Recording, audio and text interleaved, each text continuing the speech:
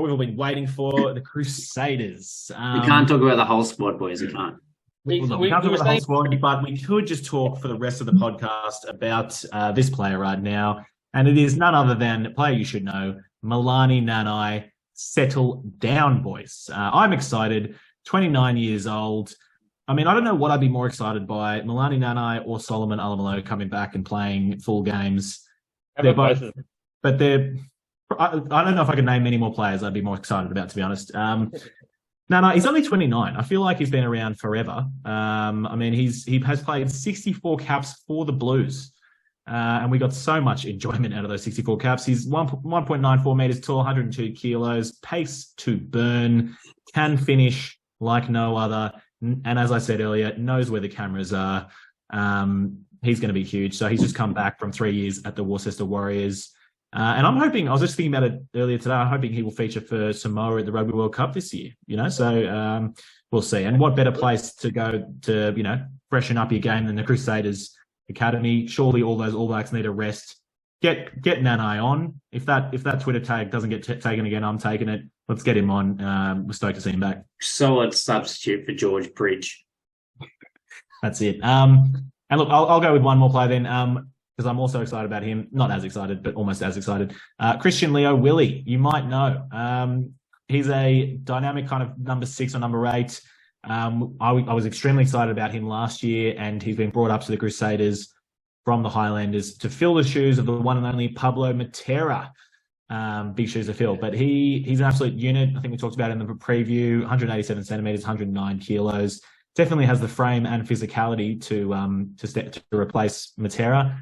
And I think, he'll be battling to kind of see if he can fill one of those 6 or 8 roles when the likes of Blackadder or Cullen Grace need to have rests or get injured or anything like that. So we could see him feature quite a lot. And I think we talked about him last year. I think he's in his fifth or 6th year of dentistry school at the University of Otago. And rumor has it he has been doing that just so that he can replace all of the teeth that he knocks out in his opposition the following week. You know what I mean? So what a good bloke. He's there for the boys. Lovely work. Really thoughtful. Another name here we've got is George Bell. I've got a highlight of him. I'm pretty sure it was him smashing his brother. Was it the NPC? I'm not sure. The Mitre 10 or Bunnings or Super Rugby. It couldn't have been Super Rugby. 21-year-old hooker played his first game for the Crusaders last year. Obviously stuck behind the likes of Cody Taylor, Brodie McAllister for game time, who are both very experienced, good quality hookers. But if he gets a run, he is quite dynamic. He's quite physical, ball in hand and off the ball as well. So he could be an exciting one to watch. If there's an injury that kind of thrusts him into that position there, or even rest weeks for Cody Taylor and that sort of thing if he needs them, which he will. And players you might not know, we've got Macca Springer. This guy is a freak in the waiting.